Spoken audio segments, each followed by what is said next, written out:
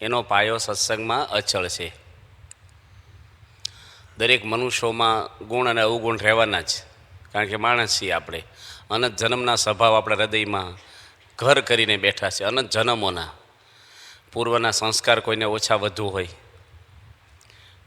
જેને લઈને કોઈના સ્વભાવ બિચારાને ઈચ્છા તો હોય કાઢવાની, પણ જલ્દી કાંઈ નીકળે એવા નથી. આ બધા સ્વભાવ દોષો પ્રયત્ન કરતા હોય, પણ આપણે એને કંઈ જોવાની અથવા એનું જાણીને બીજાને કહેવાની આ બધી આપણે કરીએ ને, એમાં કંઈ ભગવાનનો રાજીપો કે આપણા કલ્યાણનું કાંઈ વળતર નથી થતું. શ્રીજી મહારાજે ઘણા બધા પ્રસંગો પણ આવી રીતે આપણને સમજાવ્યું છે. મહારાજ એકવાર બધા સંતોને પીરસી દીધું, અને પછી બે સંતો આવ્યા મોડા, તો શ્રીજી મહારાજે કીધું કે તમે મોડા આવ્યા ને, રસોઈ તો બધી પીરસાઈ ગઈ, પણ જે ધૂન શરૂ હતી તો મહારાજે કીધું બધા પત્તર લઈને તમે પંગતમાં ફરો. બધા સંતોને કીધું કે એક એક વસ્તુ હોય ને એ આના પત્તરમાં આપો બધાય.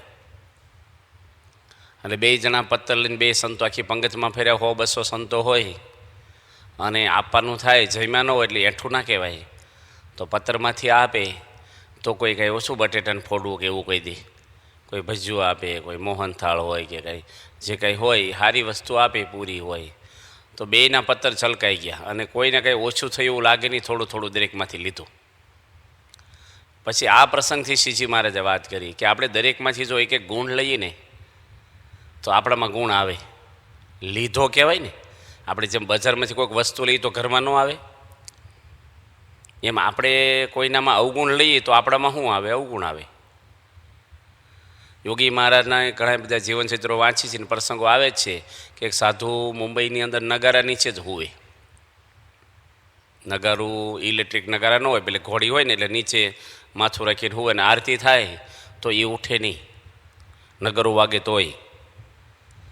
હવે એલારામને જ છે ને અસર થાય, નગારું હોય એવડું મોટું.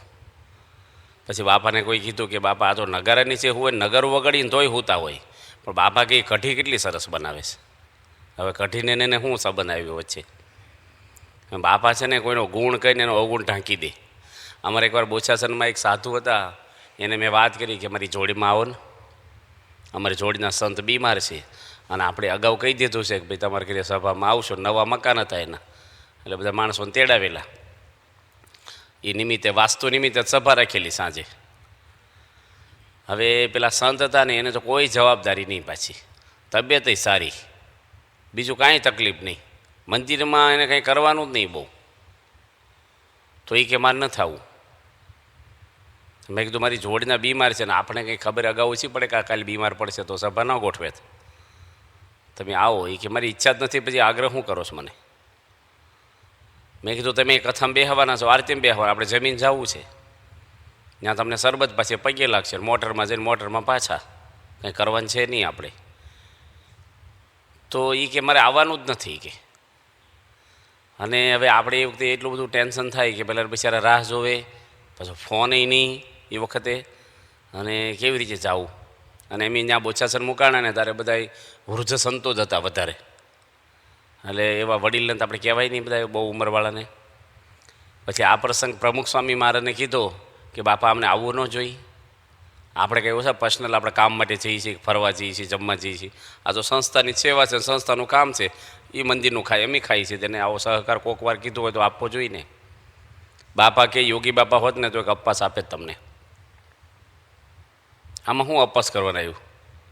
સ્વામી કે કેમ ન આવ્યા એ તમારે અવગુણ લેવાની શું જરૂર છે? એ બધું કરીને બેઠા છે. સ્વામી એમાંથી ગુણ કે એ બધું કરીને બેઠા ને કાંઈ અધૂરું છે જ નહીં. હવે ભગવાનની ઈચ્છા એ કે, પણ આનકર આપણે બીજા હોય તો તરત કહે કે આ એવો જ છે, આળસું છે ને આવ્યો નહીં, તો આપણે તો ડબલ એ કરીએ. આમી છે ને ત્યાં સાવરકુંડલા હતા, સાવરકુંડલામાં બાપા સાથે તો અમે 8 સંતોને અપવાસ હતો, અને ઉનાળામાં બાપાનું વિચરણ હતું. અને ઉનાળામાં સૌરાષ્ટ્રમાં તો આપણે કેટલી ગરમી હોય, અને આખો દાડો બાપા જોડે 2-3 ગામ ફર્યા હોય, નગરયાત્રા રાન તેન, એટલે એટલી બધી ગરમી, અને સંતોને બહુ અપસ લાગેલો. સંતો તો 25 જેટલા બાપા ભેગા ફરતા થઈ વખતે હતા, કેતનનાથના હતી સાવરકુંડલામાં. અને બધા સવારથી આવેલા, પણ અમે છે ને કોઈને જણાવ્યું નહીં કે અપવાસ છે, ને હરિભગત હું તોડાઈ નાખે અપવાસ, કે અમે રસોઈ છે જમાડી દો ને આમ તેમને. અને હાજે એમની શ્રેષ્ઠા પછી હરિભક્તોને કીધું કે અમારે હાટું લીંબુ લઈ આવો, અમારે શરબત બનાવવું જોઈશે સવારમાં. એ કે હવે તો માર્કેટ બંધ થઈ ગઈ, શાક માર્કેટ, તમારે વહેલું કહેવું જોઈએ કે અત્યારે લીંબુ કાંઈ મળે નહીં, આદુ બાદુ કાંઈ. તમે કોકના ઘરે તપાસ તો કરો હોય તો. તે એક વળી મહિમાવાળો હશે, આપણા નવીનભાઈ છે ને મહિમાવાળા, મોટરસાઇકલ લઈને બધાને ઘરે ફરીને ભાઈ 2-4 લીંબુ ઉઘરાવી અને બિચારો ઘણા બધા લીંબુ લઈ આવ્યા, આદુ લઈ આવ્યા. કોકના ફ્રીજમાં બરફ મુકાયો, કારણ કે સાવરકુંડલા મંદિરમાં તો ઉતારો, બાપાનો ઉતારો ઉપર મેળા ઉપર એક રૂમ હતી ને નીચે બધા હોલમાં હરિભક્તોને એમ બધા સંતો અગાસીમાં હૂતેલા. એટલે અમે તો સવારમાં વહેલા ઉઠ્યા અને શરબત બનાવ્યું, આદુ ને બધું લીંબુ ને બધું કરીને, અને બરફ નાખ્યો ને શરબત સરસ બનાવે સંતો, બધું સારું બનાવે. સંતોનો હાથ જ સારો હોય રસોઈ બસોઈમાં બધામાં. આપણે તો 2 લીંબુમાં એક ગાગર શરબત થઈ જાય, લીંબુની સ્મેલ આવે ખાલી ગળું પાણી. આપણે તો નાખવાનું હોય ને કાંઈ, અમારે બીજું ભાવતાલ પૂછવાનું એટલે બધું નાખીએ, સરસ બને. અને પવાલી દાદરા નીચે મૂકી ઠાકોરજીને ધરાવ્યું. પછી અમે કીધું કે આપણે બાપા હવે જાગવાનો સમય થયો છે બાપાને, તો બાપાના દર્શન કરીને પારણા કરીએ આપણે. તો અમે તો મેળા ઉપર ગયા અને બાપા જાગ્યા, અમે પગ દબાવ્યા બાપાના. પછી સ્વામી કે સંતો પારણા કર્યા તમે? કીધું સ્વામી તમે નાવા જાઓ ને એટલે પાણી અમે શરબત બનાવી રાખ્યું છે, અમને પીવાના જ છીએ. તો સ્વામી કે બધાએ ખસો કે હું વહેલો નાવા જાઉં તો તમે પાણી ભેગા થાવ. સ્વામી ઉઠીને બાથરૂમમાં ગયા અને અમે નીચે ગયા ને તો પવાલીમાં એક ટીપ હોય પાણીની. થોડું પાણી ક્યાં ગયું છે શરબત આપણું. એટલે બાઢડાના એક માવજીભાઈ હતા ને એને પૂછું, એને ઉતારો નીચે. મેં કીધું આ પવાલીમાં શરબત કંઈ કોઈકના ફ્રીજમાં મૂક્યું છે કે હાચું તો ક્યાં મૂકી આવ્યા? એ કે એ તમે પરસાદી દાડીને પી ગયા બધા હરિભક્તો.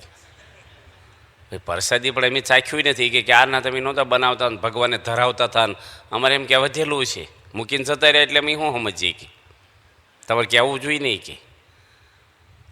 તે અમે તો એટલો બધા હોશ ઉડી ગયા ને 2 અપ્પા કર્યા ને એવું મોટું થઈ ગયું. અને આમ મૂળ ભાંગી જાય, એકદમ સાસ ન મળે, વરિયાળી ન મળે, બરફ હોય, ટાઢું પાણી ન મળે, અને નિર્જળા સવારમાં કેવું હાવ આમ રિઝર્વમાં આવી ગયું હોય આપણું. પછી તો ઉપર દાદરો ચડી અને સીધા બધા ઉપર જઈને પેલા ગોદડા ને ગાડલા હોય ને એમાં જઈને બધા સંતો બિચારા હોઈ ગયા. આમ જો એકબીજાને સામું પણ બોલે નહીં કોઈ. અને સ્વામીને મેં વાત કરી કે બાપા અમારું શરબત અમે ચાખ્યું નહીં ને હરિભક્તો પી ગયા. સ્વામી પહેલો પ્રશ્ન પૂછ્યો તમે કાંઈ બોલ્યા હરિભક્તો નહીં? બધું સ્વામી અમારે બોલવાના જ વંશ નહોતા. અપહાસ એટલો લાગ્યો છે ને કે બોલવું હોય તો ન બોલાય. બાપા કે આપણી સેવા થઈ ગઈ, હરિભક્તોને શરબત બનાવીને પીવડાવ્યું સવારમાં, આપણી સેવા થઈ ગઈ. કે આપણે મનમાં કાંઈ રાખવું નહીં કે કેમ પી ગયા, હું કામ પી ગયા, કાંઈ. તમને ભગવાન છે ને 2 અપવાસનું પુણ્ય આપશે. અને બપોરે અમને છે ને 2 લાડુ આપ્યા પ્રસાદમાં. મેં શેના માટે લાડુ આપ્યા? બાપા કે તમે બોલ્યા નહીં, કોઈ હરિભક્તો શરબત પી ગયા તો તમે ન બોલ્યા એટલે મેં રાજી થયા. તો સ્વામી છે ને દરનકર એવું ન કે હાલા હરિભક્તો એવા જ હોય, આપણે પૂછવું જોઈએ એને ક્યાં અપ હતો પી ગયા સંતોનું આમ તેમ. તો આપણે તો તૂટી જ પડીએ બાપા થોડુંક કહેતો. પણ સ્વામી છે ને એને મહિમાની દ્રષ્ટિ, બધી જ મહિમાની દ્રષ્ટિ. કોઈ દાડો પ્રમુખ સ્વામી મહારાજ આગળ કોઈની આઘી પાછી વાત બીજું ત્રીજું આવે જ નહીં. દરેકનો ગુણ, દરેકનો મહિમા.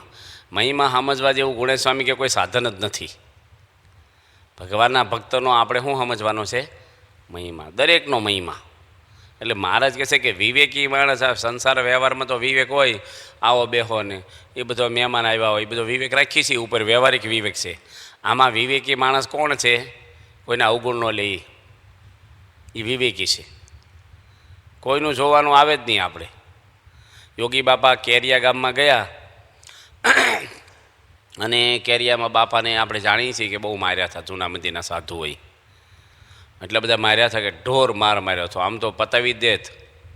આ તો વધવજીભાઈ એક હતા ને એ કોદાળી લઈને ચડી ગયા વંડી ઉપર, બારણા બંધ કરી દીધેલા અને એવો હાકોટો કર્યો અને એ કે ખબરદાર જો અડ્યાસો હતો, મારવાનું ચાલુ જ હતું.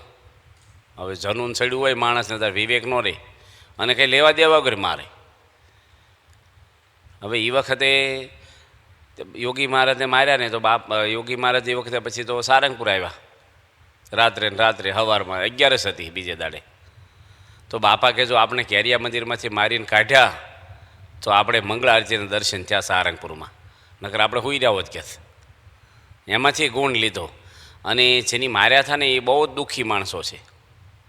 આખા બોટાદ તાલુકામાં એ કુટુંબના કેસ વધારે છે અંદર ભાઈઓમાં. એક ભાઈ દવા પીને મરી ગયા ને એક પંખે લબડાને એક એની છોકરાની પત્ની કંઈક હળગીને મરી ગઈ ને અંદર અંદર બધું મોટી મોટી જમીન છે પણ ઘર હાવ પાયમાલ થઈ ગયા, બિચારા દુઃખી થઈ ગયા. પછી મેં એ લોકોને કેરિયામ બોલાવ્યા, જૂના મંદિરના બે ત્રણ યોગી બાપાને જેની માર્યા હતા ને, જેને માર્યા હતા સાધુ હોય પણ એ ભેગા હતા, સહકાર એ લોકોનો હતો, સપોર્ટ. એને બોલાવ્યા. મેં કીધું તમે જે યોગી બાપાનો અપરાધ કર્યો છે ને એટલે તમે દુઃખી છો. તો સારંગપુરમાં આપણા 200 સંતો રહે છે, મહાન સંતો છે બધા પવિત્ર, એને તમે રસોઈ આપો ને તો અને માફી માગી લો. અત્યારે પ્રમુખ સ્વામી મહારાજ છે યોગી બાપાનું સ્વરૂપ છે, તો તમારે દુઃખમાંથી મુક્ત થઈ જશો. એ કે સારું અમે વિચારી નક્કી કરશું. આ વાત મેં સારંગપુરમાં બાપાને કરી. મેં કીધું આ લોકો કદાચ રસોઈ દેવા આવે બાપા તો તમે એના ગુના માફ કરી દેજો. અને મેં આવી વાત કરી છે. સ્વામી કે એ રસોઈ દેવા આવશે પણ જો એના પ્રશ્ન હલ નહીં થાય ને અંદર અંદરના તો પાછા કેરિયામ તમે જાઓ છો ને તો તમને મારશે કે સ્વામી કે પછી આપણે કોઈ બોલાવે ને કે ભાઈ રસોઈ દેવા જાઓ કે ન જાઓ, દેવ દે આપણે. સ્વામી વેળાવદર ગયા તો વેળાવદરમાં જૂના મંદિરમાં દર્શન કર્યા ને તો જૂના મંદિરવાળાએ પછી મંદિર ધોઈ નાખ્યું, નીરમાં પાવડર નાખી ઠેલી. એ કે અમારું મંદિર અભડાઈ ગયું. પ્રમુખ સ્વામી આવે મંદિર અભડાઈ ગયું, આખું મંદિર ધોયું. મેં સ્વામીને વાત કરી કે બાપા મંદિર તમે દર્શન કર્યા, લોકો તમારા પગ ધોઈને પાણી પીવે ને આ લોકોએ આવું કર્યું. સ્વામી કહે તો બહુ સારું કહેવાય, આપણે ગયા તો મંદિરમાં સાફ સફાઈ થઈ ગઈ, મંદિર ધોવાઈ ગયું, સારું ને બાપા કે. પછી હું ને આ સનાતન સ્વામી બેઠા છે ને મેં ગયા જૂના મંદિરમાં દર્શન કરવા. આપણું મંદિર નથી, એ લોકોના 4 મંદિર છે ગામમાં, 7,000ની વસ્તી છે, આખું બહુ સખત વિરોધ. આપણે કેટલ કેમ્પ કર્યો ને ત્યારે એ લોકોના એ ગામના બહુ જ બળદ આપણે રાખેલા. તે હરિભગત છે નન્નુભાઈ ઠુમર, એની વાત કરી બાપા આપણે પારાયણમાં પાણા માર્યા હતા, નગરયાત્રા બંધ રખાઈ દીધી, ગાળું દીધી હતી, એના બળજે આપણે શું કામ રાખવા? સ્વામી કે બળજાઈ ક્યાં આપણે ગાળું દીધી શીખી, આપણે બળદની સેવા કરવી છે નહીં કે આપણે એવું બધું સંભાળાય જ નહીં કે આપણે સેવા જ કરવાની, બધાને લઈ લેવાના બળદ, ભલે વિરોધ કર્યો હોય. સ્વામી કોઈને દાઢમાં રાખીએ, બદલો લેવો એ મહાન પુરુષના હૃદયમાં છે જ નહીં, આ જગ્યા જ નથી આવી બધી કચરપટ્ટી. અને પછી એવી જૂના મંદિરમાં ગયા ને તો ત્યાં તો લગભગ 30-35 હરિભક્તો બેઠા હતા અને 150 જેટલા તો લેડીઝ હોય છે ફળિયામાં. આરતીનો ટાઈમ હતો. અમે કોઈ હરિભક્તને લીધા વગર દર્શન કરવા ગયા, સીધી ગાડી ત્યાં ઊભી રાખીએ. તમે વળી કોકને લઈ જવા જોઈએ પણ એવું કંઈ આપણે એમ કે ચાલો દર્શન કરવા. હું તેમ ગયા ને તો બધા મોઢા બગાડે, જાણે હમણાં ચોર આવ્યા ને મંદિરમાં, કોઈ હામુય ન જોવે અમારી. પછી તો પૂજારી આરતી પેટાવી, અમે બેઠા ઘડીક. આરતી શરૂ થઈ ને એટલે હું પૂજારી આગળ જઈને મેં કીધું આરતી લાઈ મારે ઉતારવી છે. નગારું ચાલુ થઈ ગયું, પૂજારી હું બોલે હરિભક્તોને કંઈ સંભળાય નહીં, બબડ કરે. મેં તું રોજ ઉતારે છે, આજ મારે જ ઉતારવી છે. અને હાથમાં લઈ લીધી ને આરતી મેં ઉતારી. પછી અષ્ટક બધા બોલ્યા એમ. પછી એક ભાઈને કીધું ગાડલું લાવો અમારે બેહવું છે. તો કે ગાડલું નહીં. મેં કીધું સાધુ આવે ગાડલું નહીં મંદિરમાં લાવો, સંતોષી એમ. તે વળી એક બીજો ઊભો થઈને લઈ આવ્યો, બેઠા. પછી એ લોકોએ ધોઈને બોલાવી. મેં કીધું આ મંદિર કોની ધોઈ નાખ્યું હતું પ્રમુખ સ્વામી આવ્યા ત્યારે? મેં કીધું આવા ભગવાન જેવા પુરુષ અને આવો દ્રોહ કરો છો ભજન કરતાં કરતાં, તે કોઈ સુમસામ કોઈ બોલે જ નહીં. પછી મેં તમે ધોયું હતું કે મેં ક્યાં ધોયું હતું? પહેલાંય ધોયું હતું. એ કે મારું નામ શું કામ દે તે નહોતો ભેગો? એ કે અંદર બધાય તો ગમે તેટલો દ્રોહ કર્યો શાસ્ત્રીજી મહારાજનો, પ્રમુખ સ્વામીનો, યોગી મહારાજનો, પણ આપણી સંસ્થામાં કંઈ વાંધો આવ્યો દ્રોહ કર્યો તોય? અને દ્રોહ કરવાવાળાને ફળ ભગવાન આપે જ છે. આપણે કોઈનો કોના હૃદયમાં કેવી ભક્તિ હોય, કેવું ભગવાનમાં જોડાણ હોય એ બહારથી કંઈ ખબર ન પડે આપણને. મહારાજ કે ફાટેલ દ્રષ્ટિવાળો હોય, નિષ્કામી હોય અને હેઠું જો હાલે અંદર વાસનાઓ હોય, બહારની ઉપરની પ્રકૃતિથી ઓળખાય જ નહીં. હમણાં ગઢડામાં અમારે છે ને 150 નળ ચોરાઈ ગયા હતા. 150 નળ 3 વર્ષથી નળ ચોરી જાય. મંદિરમાં તો સારા નળ નાખવાનો, વારી ઘણે કોણ બદલે ને લીકેજ થાય, આ થાય, સારી કંપનીનો જ માલ વપરાય. તો જનરલ સંદાસ બાથરૂમમાં જે ચોરી જાય મારા વાલા. આપણે કેવી રીતે બંધ કરવો, એ બ્લોક કેવી રીતે બંધ કરવો? કારણ કે યાત્રાળુ આવે બધા ત્યાં જવાનું હોય, પેશાબ પાણી બાથરૂમ સંડાસ. તો કેટલી વાર નળ એમ નવા નાખ્યા, વાલ બંધ કરી દઈએ તો ગંધાવા મળે બધું. અને 3 વર્ષથી નળ ચોરાય. પછી તો 24 કલાક પહેરો રાખ્યો, એવી ખબર ન પડે કોઈને એવી રીતે માણસોનો. એમાં એક ભાઈ છે ને ખિસ્સામાં વાંદરી પાનું લઈને આવે, આરતી વખતે આવે અને પાકો સત્સંગી કહેવાનો, તિલક સાંડલો કરે, રવિ સભા ભરે, રોજ આરતીમાં આવે, એ ચોરી જાય. બોલો એ પકડાય આપણને મોટા સાંડલા કરીને આવે ને અંદર શું હોય બહારથી કંઈ ખબર પડે આપણને? ઉપરની પ્રકૃતિથી માણસ કોઈ ઓળખાતા જ નથી. સંત સ્વામી કહેતા કે ભાઈનું નામ શું છે? કે જીવાભાઈ નામ છે. કે તમારું કામ શું? એ કે રાફડા ખોદવાનું કામ કરું છું. રાફડા ખોદવાનું.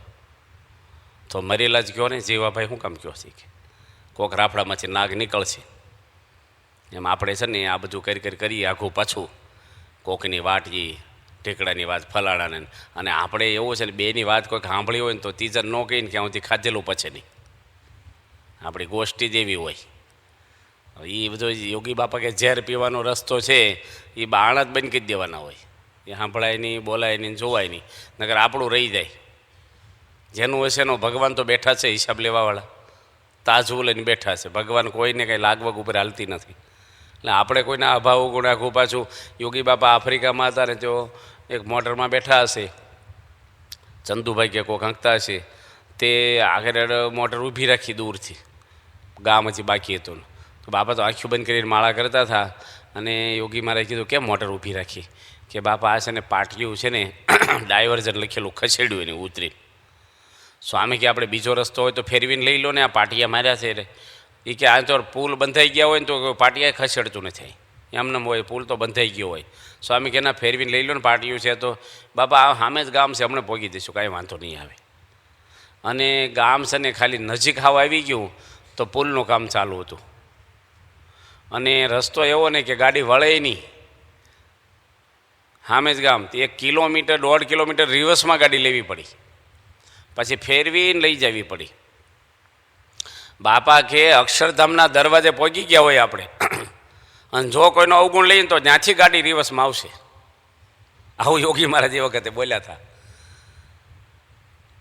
ભાગવતની અંદર પ્રહલાદજીની કથા આવે છે કે પ્રહલાદજી ભગવાનના ભક્ત હતા.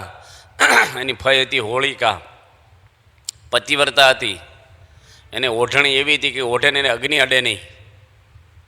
એટલે પ્રહલાદજીને ખોળામાં બેસાડી અને આગ લગાવી અને પોતે ઓઢણી ઓઢી ગયેલી, એટલે એને અગ્નિ અડે નહીં ને પ્રહલાદજી સળગી જાય, આવું કાવતરું મારી નાખવાનું કર્યું ભગવાનના ભક્તને. પણ ભગવાન છે ને રામ રાખે ને કોણ શકે? ભગવાને એવો પવન ઉડાડ્યો ને વંટોળ્યો આમ ગોળ ગોળ, તે આની ઓઢણી નીકળી ગઈ ને પ્રહલાદને વીંટાઈ ગઈ, હોળિકા હળગી ગઈ. આપણે હોળી છે ને એ હોળી આપણે હળગાવાય જ નહીં સીતાને. એ પ્રહલાદને હળગાવી માટે આપણે વધાવવા જાય, ખબર શ્રીફળ વધીરે પ્રદક્ષિણા કરે કે ભગવાનના ભક્ત ઉગરી ગયા ને બીજે દાડે એટલે ધૂળેટી કરે, ગુલાલ ઉડાડે, આનંદ કરે બધાય. આ તો ગાડી ઊભી રાખે ને કોકની પર કીચડ છાંટે ને હેરાન કરે બધાને. આ તો બધા આનંદ કરે કે ભાઈ પ્રહલાદ ભગવાનના ભક્તની રક્ષા થઈ. પણ ભગવાનના ભક્તનો દ્રોહ કરે ને એનું કોઈનું સારું થયું જ નથી.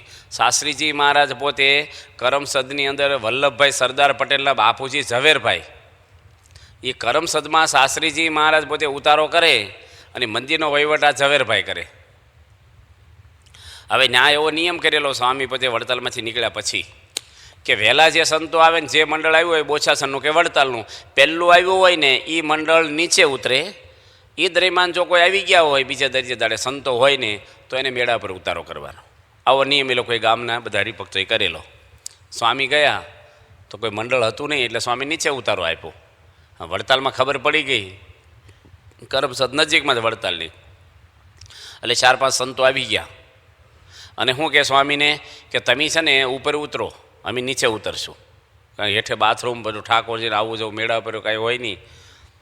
તે શાસ્ત્રીમાં જ કે સારું અમે ઉતરી જશું. ઝવેરભાઈ કે નહીં, અમારે નિયમ છે પહેલાં આવે ને નીચે ઉતરે, માટે તમે ઉપર ઉતરો, શાસ્ત્રીમાં ઉપર નહીં જાય. જો તમે વહેલા આવ્યો તો તમે નીચે ઉતરે. રકઝક થઈ, શાસ્ત્રીમાં તૈયાર છે પણ હરિભક્તોએ ના પડી દીધી કે અમારો નિયમ છે સ્વામી કે. હવે આ બધા રોષે ભરાડેલા સંતો અને સ્વામીને કંઈ ખબર નહીં. આ લોકોએ ખાનગીમાં એક ચિઠ્ઠી મોકલી વડતાલ કે બંડિયા છે ને એ કરમસદ મંદિરમાં આવ્યા છે ને નીચે ઉતારો કર્યો છે, માટે લાગ જોઈને મારવા આવજો. એ વખતે પાળા બધા બંદૂકો લઈને આવતા મારવા શાસ્ત્રી મહારાજને. બહુ જ હેરાન કર્યા સ્વામીને. વડતાલમાં વર્ષો સુધી શાસ્ત્રી મહારાજને રીબાવ્યા છે, એટલા દુઃખો આપ્યા છે. એટલે સ્વામીને આ બધી ખબર ન હોય ને ચિઠ્ઠી લખી આ તે, પણ સ્વામી તો સાધુતાવાળા. રાત્રે બધા હરિભક્તો જતા રહ્યા, પછી શાસ્ત્રીમાં દંડવટ કર્યા જૂના મંદિરના સાધુને કે બધો હરિભક્તોને હાજરીમાં અમારું કંઈ ચાલે નહીં, અમે તો તૈયાર છીએ ઉપર જવા, માટે તમે નીચે ઉતરો, એમ ઉપર હોઈ જઈશું, વાંધો નહીં. સ્વામી ઉપર હોઈ ગયા. અને શિયાળો હતો એ જમાનામાં લાઇટ નહીં, ગોદડા ઉઠીને સૂતેલા ને પહેલાં તો ધોકાને પાઇપ ઓલીને પાળા આવ્યા 10-12 અને ચીઠ્ઠીમાં લખ્યું હતું કે નીચે ઉતર્યા છે બંડિયા, તો સીધું ધોકા જ મારવા મળ્યા આવીને, પગ તોડ્યા ને હાથ તોડ્યા ને પેલા કે અમી ભાઈ તમને જ મારવા આવ્યા છીએ, સાંભળે કોણ?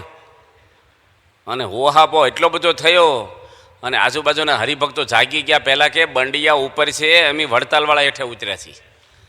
અને પહેલાં પાળા દાદરો ચડીને જે ઉપર જવા અડધો દાદરો ચડ્યો ને ઝવેરભાઈ આવી ગયા કે ખબરદાર એક પગથિયું ચડ્યા છો તો હેઠે ઉતરો.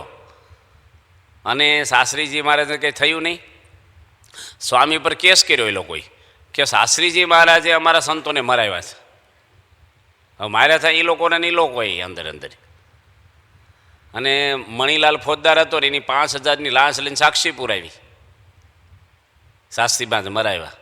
પણ મણીલાલની નોકરી છે ને અઠવાડિયું ઓછું છૂટી ગઈ હાવ. અને 5 દાડા પછી બૈરું મરી ગયું, 15 દાડા પછી છોકરો મરી ગયો. અને આણંદની હોટલમાં રીબાઈને મર્યો હોય બહાર હોટલે, કોઈ દવા કરનાર નહોતું એને. શાસ્ત્રીમાં તો કાંઈ ન છું, ગમે તેટલા વિઘ્ન કર્યા, આ કર્યું, કશું જ છું નહીં અમને. મોટા પુરુષનો દ્રોહ કરે ને એનું ફળ તો મળે જ છે. મોટા પુરુષ કાંઈ એવું ગણતા નથી કે ભાઈ મારો દ્રોહ કર્યો, પણ ભગવાન એના હૃદયમાં છે ને એ સહન નથી કરતા. કારણ કે આપણે જો એક શેઠ હતા, એક સંત હતા, એની વાત કરી કે હું પ્રવચન કરું ને એમાં કોઈ ભૂલ કાઢે ને તો 5,000 ઇનામ આપું. 500 ઓડિયન્સ બેઠેલું, બીજી ભૂલ જોવે 2 તો 10,000, જેટલી ભૂલ કાઢે ને એટલા 5,000 વધારે દેવાના. તો બધા કાગળ પેન લઈને બેસી ગયા કે હું 1.5 કલાક બોલવાનો છું, એકાદી ભૂલ તમારે મારી ખોટી કાઢવાની પ્રવચનમાં. તો બધા કાગળ પેન લઈને સજાગ થઈ ગયા ભાઈ આપણે 2 ભૂલ ચડે 10,000 ચડી જશે. પછી સંતે કીધું બધા તૈયાર થઈ ગયા કે હા કે ભૂલ એને જ લખવાની છે, જિંદગીમાં કોઈ જે ભૂલ ન કરી હોય ને એ જ ભૂલ લખજો મારી. તો બધા કાગળ પેન બાજુ મૂકી દીધા. છે કોઈ દુનિયામાં ભૂલ વગરનો? ભૂલ તો દરેકની થાય છે, મનુષ્ય માત્ર ભૂલને, ભગવાન એવા મહાન પુરુષો કે ભૂલ ન કરે. આપણે તો ભૂલ કરીએ જ છીએ, ડગલે ને પગલે ભૂલ થાય છે આપણી.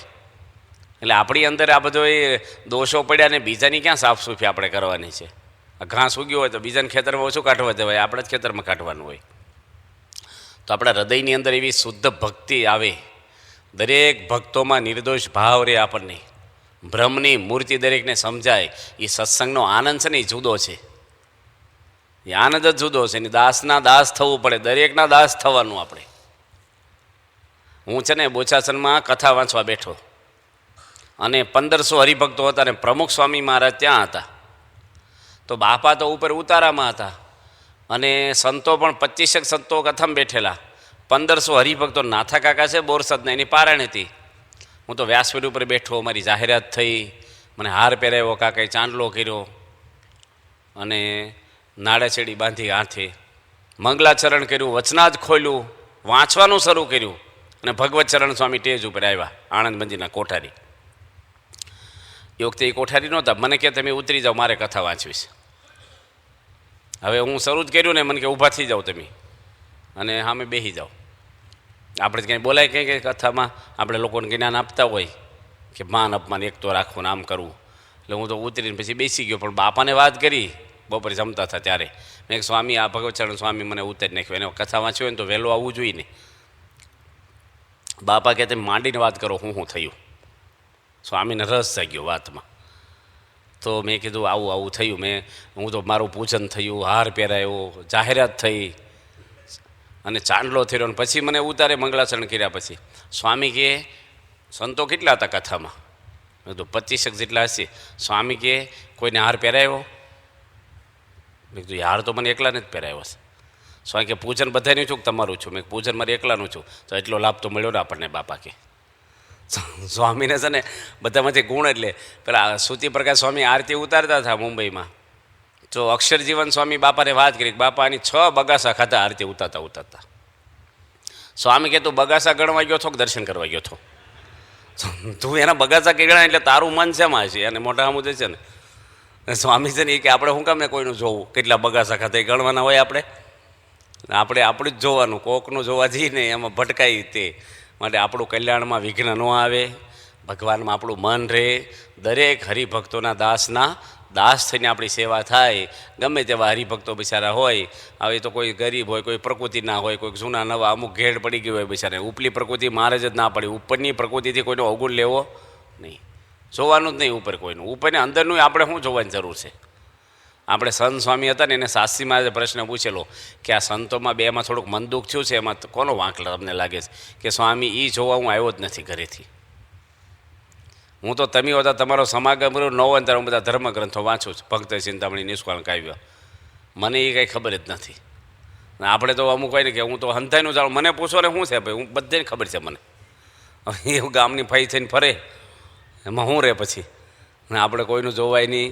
જાગા સ્વામી કહેતા પારકી ક્રિયા આકાર દોષ આપણે જીવમાં નાખવા નહીં, અને આપણે અંતરદ્રષ્ટિ કરવી, જાણપણારૂપ દરવાજે રહેવું અખંડ, અને આપણે નામાનું વચનાવત છે એ પણ આપણે વિચારવું કે આપણે સત્સંગમાં વધ્યા ઘટ્યા, માટે આપણું જીવન એવું ભક્તિવાળું સારું ગુણગ્રહણ અને હરિભક્તોનો અંદરનો મહિમા આપણને જેટલો વિશેષ સમજાય એવા આપણે વાતો કરવી, બી ગોષ્ઠી કરવી, એવું વાંચન કરવું અને એની ચર્ચાઓ કરવી. ઘરની અંદર પણ તમે મંદિરની કાંઈ સંતોની આગી પાછી વાતો કરો એટલે છોકરો મંદિર આવતો હોય તો એનો ફોસ તૂટી જાય, એને સત્સંગ ના થાય. ફલાણા સ્વામી આમ કરતા હતા ને ફલાણા હરિભગત આમને મંદિરમાં આમ હાલે છે ને. હવે આ બધું તમે લઈને આવો પછી ઘરમાં ક્યાંથી સત્સંગ થાય? મહિમાની વાતો કરો તો પહેલાં આમ થાય કે હાલો હું આવું. અને સત્સંગ છે એ મહિમાનો જ છે, મહિમા ગયો તો કાંઈ નથી આપણામાં. માટે આપણે બાપાનો એવો મહિમા સમજાય આપણને. એના સંબંધવાળા બધા સંતો બેઠા છે, એ પણ બાપાને શરણે પોતાનું જીવન સમર્પણ કરી દીધું છે. આખી જિંદગી મા બાપ ઘર બાર છોડીને અને એક ભગવાનના આધારે જીવે છે. તો એ સંતોનો અને આ બધા હરિભક્તોનો આપણો જીવમાં મહિમા સમજાય તો ભગવાન વધારે રાજી થાય. યોગી બાપા આ જ બધી વાતો કરતા અને આખી જિંદગી યોગી મહારાજે મહિમાની જ વાતો આપણને કરી છે. અને પ્રમુખ સ્વામી મહારાજ પણ જ્યાં જાય દેશ વિદેશ એ મહિમા જ બધો કહે છે. જ્યાં હોય ને મહિમા કે હરિભક્તોનો, એક એક હરિભગતનું બાપાના આમ જીવમાં છે. બાપાએ જ્યાં દિવ્ય સનિધિ પર્વ હતું બોચા ગઢડામાં, અને 800 બહેનો ભાઈઓ આવેલા, નિર્દેશિકાઓ અને નિર્દેશકો. પ્રમુખ સ્વામી મહારાજ કે બધાને આઈસ્ક્રીમ જમાડો, ઉનાળો છે તો બધાને આઈસ્ક્રીમ જમાડ્યો. બીજે દાડે બાપા સભામાં આવ્યા અને સ્ટેજ ઉપર મને ભંડારી સ્વામીને બોલાવ્યા. મને કે આ બધાને આઈસ્ક્રીમ જમાડવો છે. મેં કીધું બાપા કાલ તો જમાડ્યો. સ્વામી કે બીજી વાર જમાડવો છે, બનશે તાત્કાલિક? કીધું હા બાપા તમે કહો તો બની જાય. સ્વામી કે એવું પાછું રબડું નહીં કહી નાખવાનું, હુડહુડિયું ક્વોલિટી બનવી જોઈએ, એકદમ સરસ આઈસ્ક્રીમ. આમ બજારમાં ન હોય ને એવો આઈસ્ક્રીમ બનવો જોઈએ સારો. બાપા કે જો એને તો સમસી ખાવો નથી. આપણે કેવું હોય, આપણે ખાવું હોય ને તો સારું બને. આપણે જો અમારે અપાસ હોય ને કોઈક વાર રસોઈ કરવાની થાય ને તો હરિભક્તોને શું કહે, કોથમરીની કાંઈ જરૂર નહીં, એવું કંઈ આદું જોઈને ઠીકડો અમારે જે હોય હાલે લાવો બટેટા થોડે શાક કરી નાખી. પોતાને ખાવાનું શું કે ભગવાનના થાળમાં બધું જોશે હો. બીજા માટે કરવું નહીં તો બહુ અઘરું. તમારે નિર્જળાઓને કોઈક ફરાળ કરે ને તો આપણે ન ગમે ઘણી વાર. જોજો એમાંય પેલા શ્રીખંડ પૂરીને ઢોકળાને બધું લઈને બેઠો હોય ને અને ઝાઝુ ખાતો ને આમ થાય એની કરતાં ના કરતો જ સારું. અને આપણે જ્યારે ફરાળ કરવાનું હોય ને તો વાંધો ન હોય, લો આગ્રહ કરીએ બધા, આ તો ફરાળ કહેવાય, વાંધો નહીં. પોતાને નથી કરવાનું ને, પોતે કરે ન કરે ને એનું તરત થાય આપણને. સ્વામીને એવું નથી. તો બાપાએ આઈસ્ક્રીમ જમાડ્યો, બધાને છૂટથી. બાપા કે એક એક વાટકી નહીં, જેટલો ખાવો એટલો છૂટથી આપજો, વ્યવસ્થિત બનાવજો. અને બીજે દાડે બાપા ફ્રૂટ જમતા હતા ત્યારે મેં કીધું બાપા તમે આઈસ્ક્રીમ જમ્યા? સ્વામી કે ના. કૃષ્ણ ઓલો સ્વામી કે લઈ આવો. બાપા કે ના ના બે ભાઈ નથી લખાવો. મેં કીધું ગરમી છે સ્વામી જમો ને થોડો. સ્વામી કે અમને અહીં ભગવાન રાખ્યા છે હૃદયમાં અખંડ ઠંડક છે, તમને ઉકળાડો છો ખાવી કે આવું બોલ્યા. અમારે અખંડ ઠંડક જ રહેશે બાપા કે હૃદયમાં. તો બાપા છે ને બીજા માટે કરાવડાવે, પોતે ચાખ્યો નથી. તો બીજા ભગવાનના ભક્ત હોય એનો આપણે મહિમા સમજીએ. આપણે ઘરે આવ્યા હોય સત્સંગી ક્યાંથી, બધાને ભાવથી આપણે રાખીને એનો આનંદ આવે એવો મહિમા આપણા જીવમાં સમજાય. પ્રાર્થના છે સ્વામિનારાયણ ભગવાનની જય.